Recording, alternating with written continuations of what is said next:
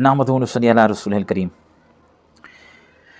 پہلے بھی جتنی ویڈیوز اصلاح کے طور پر، اصلاح کی نیت سے اپلوڈ کی ہیں، اور اب بھی اصلاح کی نیت ہے، جو بھی آپ کو پہلے موقف بتایا ہے اس میں میرا ذاتی موقف کیا ہے اس پر نہ بحث کی ہے اور نہ ہی کسی مسئلے پر بحث کریں گے۔ بس اتنا بتانا ہوتا ہے کہ اس بارے میں فلاں کا موقف یہ ہے، فلاں کا یہ ہے، میرا ذاتی کیا ہے اس بارے میں کوئی بات میں نہیں کروں گا۔ اور میری کوشش یہی ہے کہ ہر مکتبہ فکر کے علماء کی جو اسی مکتبہ فکر کی اصلاح کے لیے باتیں کی گئی ہیں وہ آپ تک پہنچائیں۔ اس میں میری کیا رائے ہے، میں کیا موقف رکھتا ہوں، اس پر کوئی بحث اور ذکر میں نہیں کرتا۔ ابھی جو آپ کے سامنے ایک مسئلہ جو عرض کریں گے وہ یہ ہے کہ سورۃ فاتحہ میں ہم یہ پڑھتے ہیں ایاک نعبد و ایاک نستعین، اے اللہ ہم تیری ہی عبادت کرتے ہیں، تجھ سے ہی مدد مانگتے ہیں۔ تو ما فوق الاسباب، کیا اللہ کے علاوہ کسی اور سے مدد مانگنا جائز ہے یا نہیں جائز؟ اس میں میرا موقف کیا ہے اس پر تو میں ویسے ہی ذکر نہیں کروں گا۔ تو جیسے آپ حضرات کے سامنے آج کل یعنی اللہ سے مدد مانگنے والے تو بہت کم نظر آتے ہیں، باقی نبی سے، حضرت علی رضی اللہ تعالیٰ عنہ سے علیہ السلام، اور پیران پیر عبد القادر جیلانی سے، اور بہت سارے اولیاء اور بزرگوں سے لوگ مدد مانگتے ہوئے نظر آتے ہیں۔ کیا ما فوق الاسباب کسی سے مدد مانگنا شرعی طور پہ جائز ہے یا نہیں؟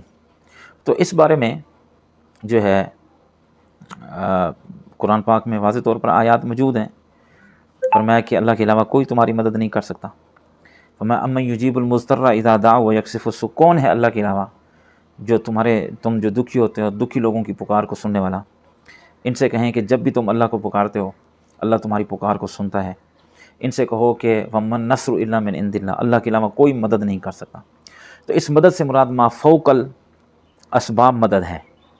باقی جو دلائل دیتے ہیں دوسروں کے لیے، اللہ کے علاوہ دوسروں کے لیے، تو اس کو تعاون کہا جاتا ہے ایک دوسرے سے، وتعاونوا علی البر والتقوی، کہ تم ایک دوسرے کی مدد کرو، ایک دوسرے کی مدد کیا کرو، مدد مانگا کرو ایک دوسرے سے۔ اس سے مراد تعاون ہوتا ہے، ایک دوسرے سے تعاون، وہ تحت الاسباب ہے۔ یعنی میرے سامنے کوئی بندہ موجود ہے اور مجھ سے ایسی چیز طلب کر رہا ہے جو میرے بس کے اندر ہے، تو اس کو تعاون کہتے ہیں، اس کو مدد نہیں کہتے۔ اسی مدد کا نام تعاون ہے، وہ تو جائز ہے۔ ایک آدمی میری بات کو سن رہا ہے اور میں اس سے وہ چیز مانگ رہا ہوں جو اس کے انڈر اللہ تعالیٰ نے دی ہے، تو ھذا یجوز۔ اگر بندہ سامنے اور میں اس سے وہ چیز مانگوں جو اس کے اختیار میں نہیں، اولاد مانگنا، رزق مانگنا، عزت مانگنا، ذلت مانگنا، جو اس کے بس کے اندر نہیں، تو یہ بھی غلط ہے۔ اگر ایک بندہ موجود ہی نہیں، وہ میری پکار سن ہی نہیں سکتا، اور اللہ تعالیٰ نے خود قرآن عظیم فرمایا جو اللہ کے علاوہ دوسروں کو اس نیت سے پکارتے ہیں، وہ مدد جو اللہ کرتا ہے ما فوق الاسباب، تو وہ قیامت کی صبح تک ان کی پکار کو سنتے نہیں۔ وما یشعرون ایان یبعثون، ان کو تو اتنا پتہ نہیں کہ وہ قبروں سے کس دن اٹھائے جائیں گے، چاہے وہ بڑے سے بڑا آدمی ہے یا چھوٹے سے چھوٹا آدمی۔ تو بہرحال میں اس میں اپنا موقف تو نہیں عرض کروں گا، میں یہ بتانا چاہتا ہوں کہ اس میں لوگوں کی آراء کیا ہے۔ کچھ لوگ کہتے ہیں ٹھیک ہے، کچھ لوگ کہتے ہیں ٹھیک نہیں ہے۔ تو اس میں ہم دیکھیں گے مرزا محمد علی کو کہ ان کی اس بارے میں کیا رائے ہے۔ آئیں سنتے ہیں مرزا محمد انجینئر محمد علی مرزا صاحب کو کہ اس کے بارے میں وہ کیا کہتے ہیں، آئیں سنتے ہیں۔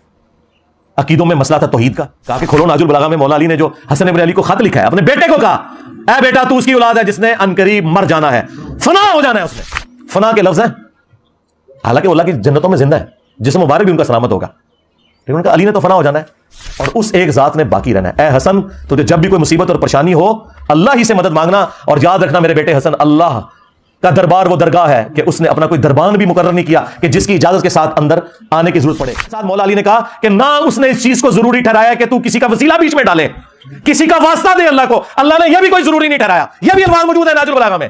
تسی یا علی مدد لے کے بیٹھے ہو، مولا علی سے کہہ رہے کہ واسطے وسیلوں کی بھی ضرورت نہیں ہے۔ اہل تشیع کو ان کے اصول کے اوپر گرایا ہے کہ تمہیں سب سے بڑا ایشو کیا ہے، وہ یہ کہتے ہیں کہ ہمارے اوپر آپ لوگ الزام لگاتے ہو کہ ہم صحابہ کو گالیاں، اور تم لوگوں کی جرت نہیں کہ تم اپنی کتابوں سے یہ بتا سکو کہ سب سے پہلے مولا علی علیہ السلام پہ لعنت شروع کی تھی بنو امیہ نے، اور واقعی کوئی نہیں بتاتا تھا۔ کس نے بتایا؟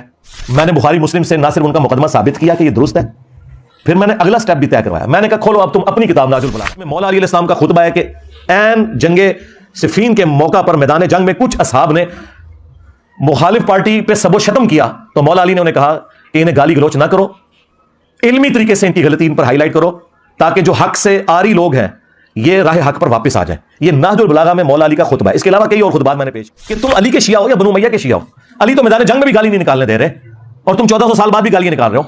ہاں, علمی طریقے سے اس زمانے میں بھی آپ حق کو ہائی لائٹ کریں, آج بھی کریں, بالکل. شیعوں کو ان کے اصول کے اوپر گرایا ہے کہ تمہیں سب سے بڑا ایشو کیا ہے, وہ یہ کہتے ہیں کہ ہمارے اوپر آپ لوگ الزام لگاتے ہو کہ ہم صحابہ کو گالیاں دیتے, اور تم لوگوں کی جرت نہیں کہ تم اپنی کتابوں سے یہ بتا سکو کہ سب سے پہلے مولا علی علیہ السلام پہ لعنت شروع کی تھی بنو امیہ نے, اور واقعی کوئی نہیں بتاتا تھا. کس نے بتایا؟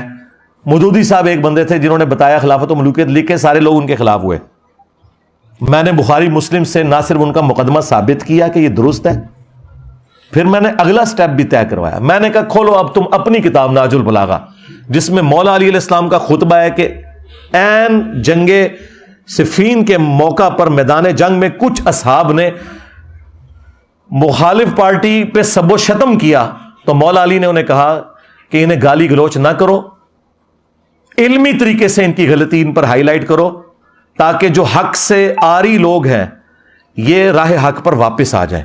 یہ نہج البلاغہ میں مولا علی کا خطبہ ہے. اس کے علاوہ کئی اور خطبات میں نے پیش کیے کہ تم علی کے شیعہ ہو یا بنو امیہ کے شیعہ ہو, علی تو میدان جنگ میں بھی گالی نہیں نکالنے دے رہے, اور تم 1400 سال بعد بھی گالیاں نکال رہے ہو. ہاں, علمی طریقے سے اس زمانے میں بھی آپ حق کو ہائی لائٹ کریں, آج بھی کریں, بالکل درست ہے. تو میں نے ان کے اصول اور مبادی کے اوپر ان کو پکڑا. ان کا مسئلہ تھا کربلا کا, بنو امیہ کا, اسی اصول کے اوپر اسے ایکسیپٹنس دی, اور پھر اسی اصول کے اوپر اگلے معاملات ان کے ساتھ طے کیے.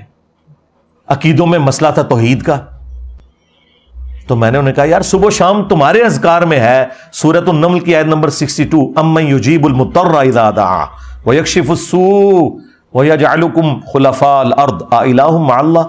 بھلا بتاؤ تو کون ہے جو مصیبت اور پریشانی میں گھرے ہوئے شخص کی فریاد کو سنتا ہے, اس سے اس کی تکلیف کو دور کرتا ہے, تمہیں زمین پر اگلوں کا خلیفہ کرتا ہے. االہ مع اللہ, کیا اللہ کے ساتھ کوئی اور الہ بھی ہے جو تمہاری تکلیف دور کرے, جس سے تم دعائیں مانگو؟ اور صبح و شام کے سنت اذکار میں شیعہ کے ہاں یہ دعا پڑھی جاتی ہے, قرآن کے اندر یہ آئی ہے. میں نے کہا ترجمہ پڑھ لو. یا علی مدد کا مطلب مولا علی سے دعا مانگنا ہے, یہ وسیلہ اور توسل نہیں ہے. ہمیں نہیں اردو آتی, عربی نہیں آتی. وسیلہ اور توسل تو یہ ہے کہ اے اللہ تجھے اپنے نبیوں کا واسطہ, تجھے صحابہ کرام کا واسطہ, تجھے اہل البیت کا واسطہ, تجھے مولا علی کا واسطہ, اے اللہ تو میرا کام کر دے. یہ ہوتا ہے وسیلہ. وسیلہ یہ ہوتا ہے کہ یا علی مدد, آپ میری مدد کریں. یہ وسیلہ توسل نہیں ہے, یہ استعانت ہے, اور یہ اللہ کا حق ہے. اور پھر میں نے کہا کہ کھولو نہج البلاغہ میں مولا علی نے جو حسن ابن علی کو خط لکھا ہے, اپنے بیٹے کو کہا اے بیٹا تو اس کی اولاد ہے جس نے ان قریب مر جانا ہے, فنا ہو جانا ہے. اس نے فنا کے لفظ ہیں, حالانکہ وہ اللہ کی جنتوں میں زندہ ہے, جسم مبارک بھی ان کا سلامت ہوگا, لیکن ان کا علی نے تو فنا ہو جانا ہے, اور اس ایک ذات نے باقی رہنا ہے. اے حسن, تجھے جب بھی کوئی مصیبت اور پریشانی ہو اللہ ہی سے مدد مانگنا, اور یاد رکھنا میرے بیٹے حسن, اللہ کا دربار وہ درگاہ ہے کہ اس نے اپنا کوئی دربان بھی مقرر نہیں کیا کہ جس کی اجازت کے ساتھ اندر آنے کی ضرورت پڑے. اور پھر ساتھ مولا علی نے کہا کہ نہ اس نے اس چیز کو ضروری ٹھہرایا ہے کہ تو کسی کا وسیلہ بیچ میں ڈالے, کسی کا واسطہ دے اللہ کو. اللہ نے یہ بھی کوئی ضروری نہیں ٹھہرایا. یہ بھی الفاظ موجود ہے نہج البلاغہ میں. تسی یا علی مدد لے کے بیٹھے ہو, مولا علی نے کہہ رہے کہ واسطے وسیلوں کی بھی ضرورت نہیں ہے. آپ مجھے بتائیں کہاں بھاگیں گے یہ؟ اور پھر مولا علی کا وہ خطبہ جو نہج البلاغہ میں موجود ہے, حضور کی میت پہ کہہ رہے ہیں یا رسول اللہ آپ کی موت اگلے انبیاء کی سی نہیں ہے, آپ کی موت نے آسمان کا زمین سے رشتہ منقطع کر دیا, اب قیامت تک کوئی غیبی خبر نہیں آئے گی. تو سارے کشف, الہام, ٹھیک ہے جی, عقیدہ امامت اس اعتبار سے کہ اسے ڈیوائن مانا جائے, سب کچھ فارغ کر دیا مولا علی نے. اگر مولا علی کہہ رہے ہیں کہ آسمان سے خبر ختم ہو چکی ہے, مولا علی کو اگر خبر نہیں آ رہی تو بعد والے تو شاہی کوئی نہیں. پھر آج کوئی بابا آ کے دعویٰ کرتا ہے جی منو فلاں آیا ہو گیا تو ہو گیا. اور دوسرا انہوں نے کہا یا رسول اللہ اگر آپ نے ہمیں منع نہ کیا ہوتا تو یہ جو غم ہم پر آیا نا, ہم اپنی جان یہاں دے دیتے رو رو کے, ماتم بھی فارغ ہو گیا.